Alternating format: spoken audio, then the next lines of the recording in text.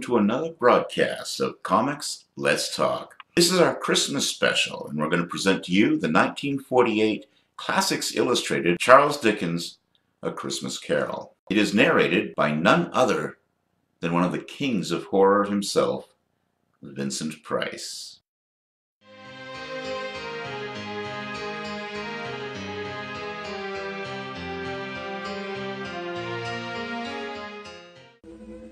Before I tell you about the Christmas Carol, let me read to you what Charles Dickens himself wrote about this story.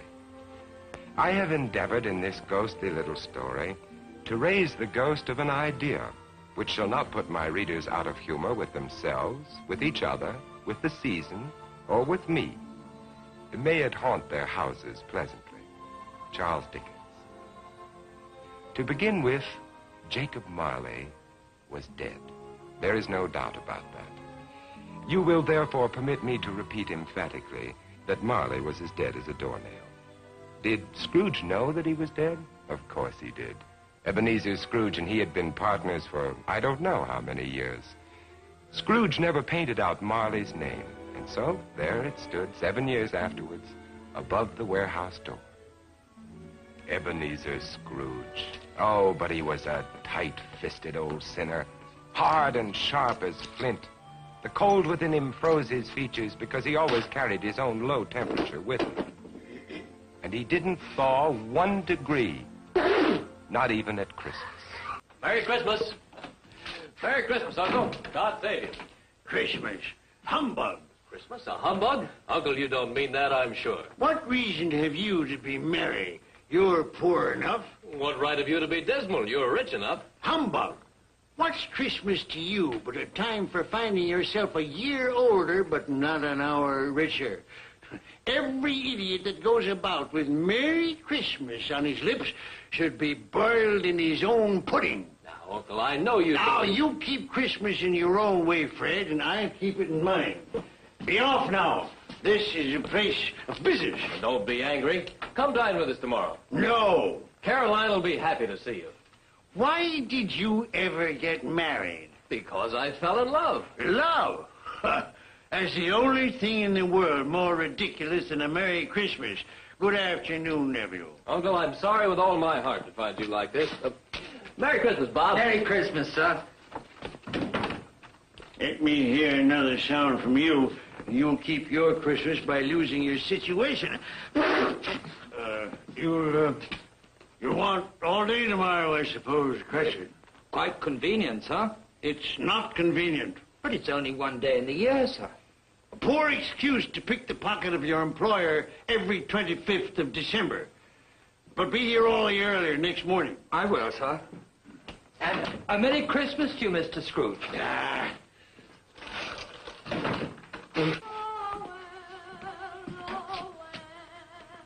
Christmas. Nonsense. Humbug.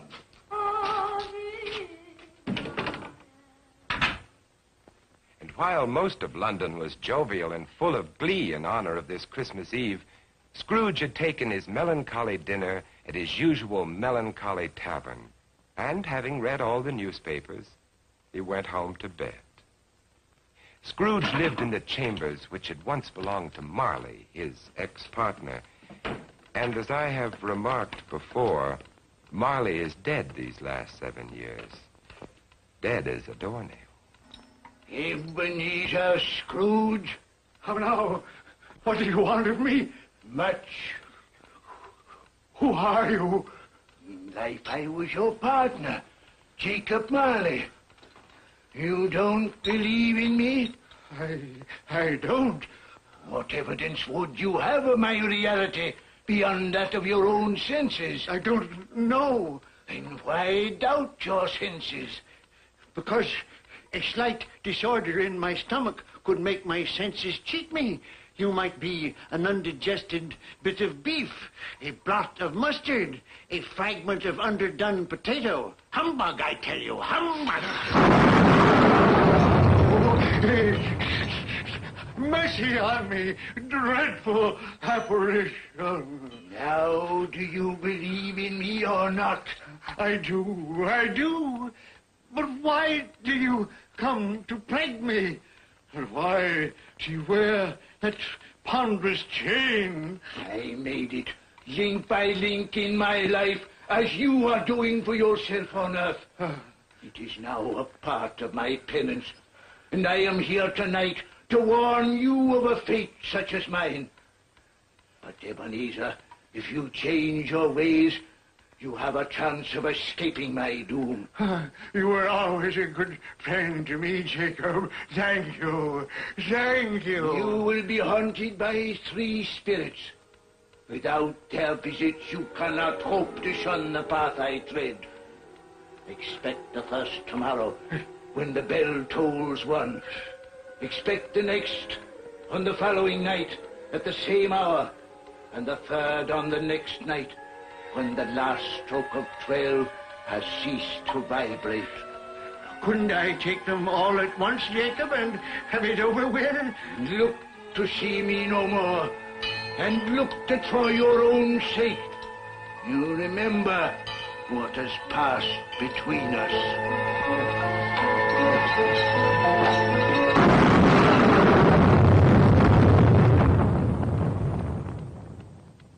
Scrooge tried desperately to say humbug to the strange happening, but the word stuck in his throat, unuttered, for it was highly probable it was not humbug. Being very much in need of repose from the experience he had undergone, or shall I say, fatigues of the day, he went straight to bed without undressing and fell asleep in an instant. A few hours later... Are you the spirit whose coming was foretold to me? I am. Who and what are you? I am the ghost of Christmas past. Long past? No, your past. What business brings you here? Your welfare. I have things to show you, which are the shadow of the things that have been. Rise. The ghost of Christmas past led Scrooge down the road which he had forgotten for so many years. He showed him a Christmas day in the past, which was a happy one for most children, but not for one lonely schoolboy. Ebenezer Scrooge. Do you know that boy? Yes, I do. It is I as a boy. Oh, I remember that Christmas well. I felt so lonely. My playmates, they didn't like me. It was because you had shunned them.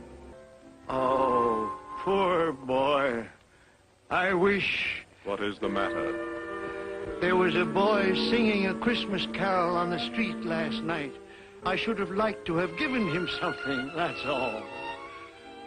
Shall I show you another Christmas, 40 years ago, when a fair young girl released you from your marriage contract? No. Because she discovered you had ceased to love her. Your greed, avarice, and desire for wealth had killed the love she had for you. No, spirits, show me no more.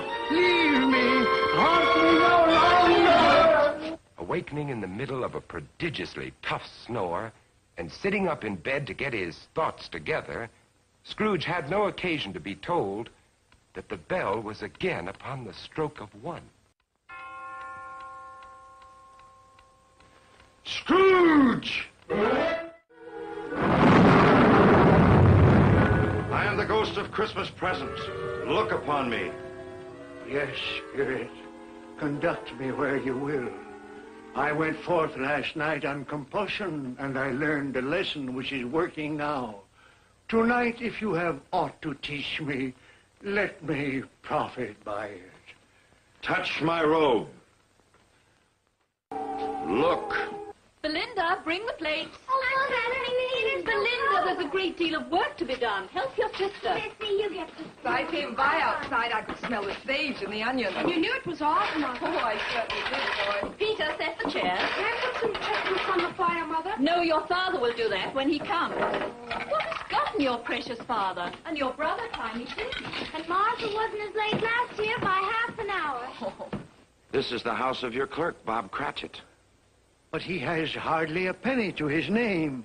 I, the ghost of Christmas present, have blessed his house. Here comes Bob now with another member of his family, Tiny Tim. And a Merry Christmas, everybody. And there you are, Tiny Tim, right in your own chair. Merry Christmas, Bob. And Martha. Yes, here I am again. Christmas wouldn't be Christmas without Martha coming to visit us. Bob. And how did Tiny Tim behave today, Bob? Fine. He told me coming home that he was glad he'd been to church, because it's pleasant to remember that the day is called Christmas, after he who made the lame to walk and the blind to see. Oh, what a beautiful Christmas table. It would be more beautiful if we had a turkey, but we'll manage. Of course we will. See what a happy family your clerk has on only 15 shillings a week? Tiny Tim. I didn't know he was sick and a cripple. Mr. Scrooge. I give you Mr. Scrooge, the founder of the feast. The founder of the feast, indeed. I wish I had him here. I'd give him a piece of my mind to feast upon. Dear, it's Christmas Day. It should be Christmas Day, I'm sure, when one drinks the health of such an odious, stingy, hard, unfeeling man as Mr. Scrooge. My dear, it's Christmas. Very well. I'll drink his health for your sake, and because it's Christmas. Long life to him. A Merry Christmas and a Happy New Year. A Merry Christmas and a Happy New Year. God bless us, everyone. Tell me, Tiny Tim, will he live? I see a vacant seat and a little crutch without an owner. No, say he will be spared. My life on the globe is very brief. It ends tonight. Tonight? The time is drawing near for me to go and for your third visitor to appear.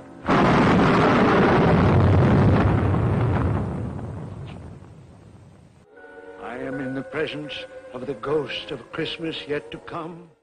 Ghost of the future, I fear you more than any specter I have seen. But lead on. I want to know. I don't know much about it either. I only know he's dead. When did he die? Last night, I believe. What had he done with his money? I haven't heard. But he'll have no use for it where he's going. It's likely to be a cheap funeral. For upon my life, I don't know anyone to go to it. Suppose we make up a party and volunteer. When I come to think of it, I'm not at all sure that I wasn't his most particular friend. For we used to stop and speak whenever we met. I don't mind going to his funeral if lunch is provided. Tell me what man they are speaking of. Who is it that lies dead?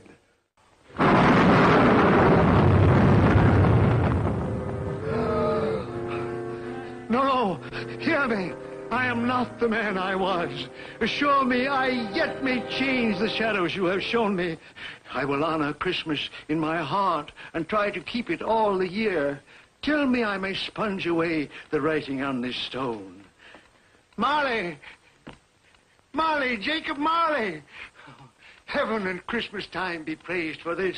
I will live in the past, the present, and the future. The spirit of all three shall thrive within me. Boy, oh boy! Yes, sir? What's today? What, sir? What's today, my fine fellow? Today? Why, Christmas Day, sir. It's still Christmas, and I haven't missed it. For a man who had been out of practice for years, Scrooge gave a most illustrious laugh, the father of a long line of brilliant laughs.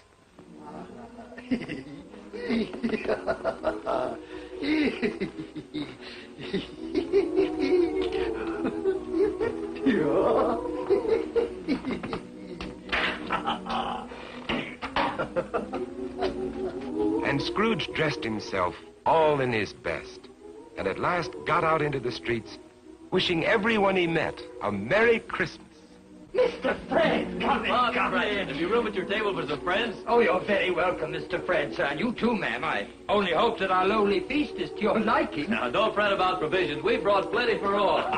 Merry Christmas, Bob. Mr. Scrooge! And Mrs. Cratchit, for you. Mr. Scrooge! My dear, that's for you. Darling, for you. For me? And you, sir. Oh, Mr. Scrooge, I don't know how we can ever thank you. Don't.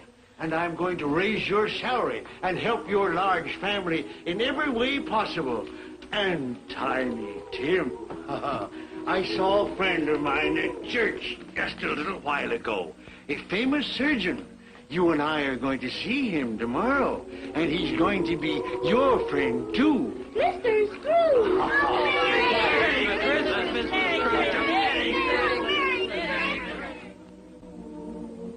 Scrooge won his word. He did it all and infinitely more. And to Tiny Tim, who did not die, he was a second father. Scrooge had no further dealings with ghosts, but it was always said that he knew how to keep Christmas well, if any man alive possessed the knowledge. May it truly be said of us, and all of us. And so, as Tiny Tim observed, God bless us, everyone. Thank you for watching today's broadcast of our Christmas special, A Christmas Carol, the 1948 Classics Illustrated version. We hope you enjoyed it. Please subscribe to my page here on YouTube. Once again, this is Kevin Gibbon with Comics Let's Talk.